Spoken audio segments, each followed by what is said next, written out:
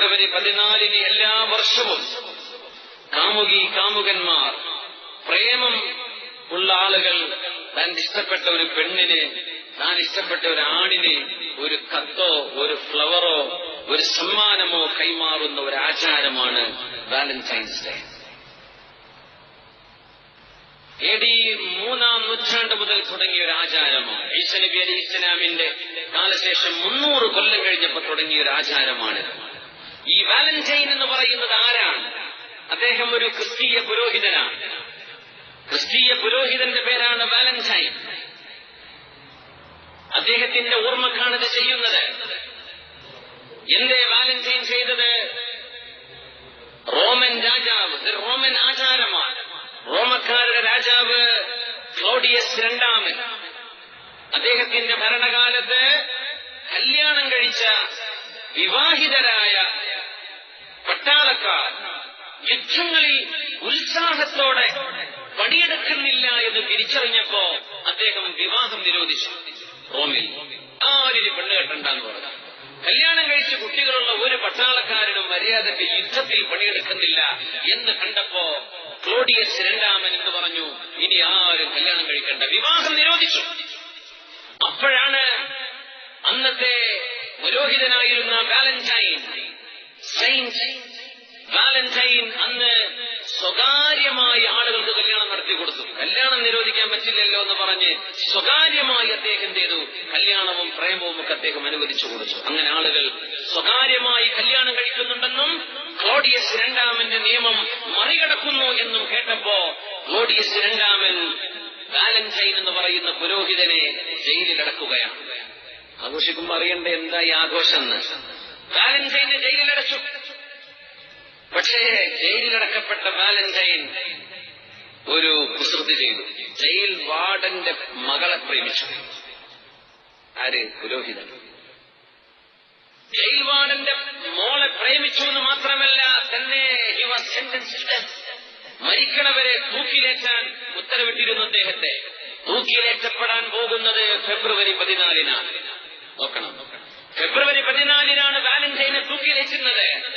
തൂക്കിലേറ്റാൻ വേണ്ടി പോകുമ്പോ താൻ പ്രേമിച്ച തന്റെ ജയിൽ വാർഡന്റെ മോൾക്ക് ഇദ്ദേഹം ഒരു വരി പ്രേമവചനം എഴുതി കൊടുത്തു മരിക്കും മുമ്പ്. From your valentine. ഇത് ആ പെണ്ണിന് കൊടുക്കണമെന്ന് ജയിൽ വാർഡനെ ഏൽപ്പിച്ചുകൊണ്ട് മരിച്ച ആളാണ് വാലന്റൈൻ. നിന്റെ സ്വന്തം വാലന്റൈൻ എന്ന് പറഞ്ഞ് ജയിൽ വാർഡന്റെ മോളെ പ്രേമിച്ച് പ്രേമമറിയിക്കാൻ ഈ വാലന്റൈൻ ഒരു കത്തെഴുതി കൊടുത്തിട്ടുണ്ട്. ഇതാണ് പ്രേമുള്ളവർ തന്റെ കമിതാവിന്, തന്റെ സ്നേഹിതക്ക് കത്തോ പ്രണയവാക്കുകളോ സമ്മാനമോ കൊടുത്ത് വാലന്റൈൻ ഡേ ആഘോഷിക്കുന്നത്. ഇതൊരു ആചാരമായി പിന്നീട് വരികയാണ്. റോമൻ ഫെസ്റ്റിവലാണിത്. റോമക്കാരുടെ ഒരു ആചാരവും സംസ്കാരവുമാണിത്. അങ്ങനെ റോമക്കാരിനെ വിളിച്ചത് ലുപ്പർക്കാലിയ എന്നാണ്. ലുപ്പർക്കാലിയ എന്ന് പറയുന്ന ഒരു ഫെസ്റ്റിവലായി മാറുകയാണിത്. ഒരുപാട് ആൺകുട്ടികളും പെൺകുട്ടികളും അന്ന് എന്ത് ചെയ്യുന്നറിയോ? ആൺകുട്ടികളുടെ ഒരു ബോക്സ്, ഒരു പെട്ടി വെക്കും. ആ പെട്ടിയിലേക്ക് കുറെ ആൺകുട്ടികൾ സ്വന്തം പേര് എഴുതിയിടും. ഇവിടെ വേറെ പെട്ടി, കുറെ പെൺകുട്ടികളുടെ പേരുകൾ.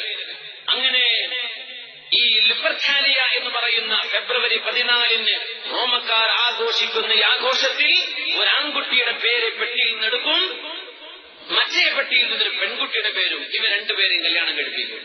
ഇവ രണ്ടുപേരും പ്രേമിക്കണമെന്ന് പറയും.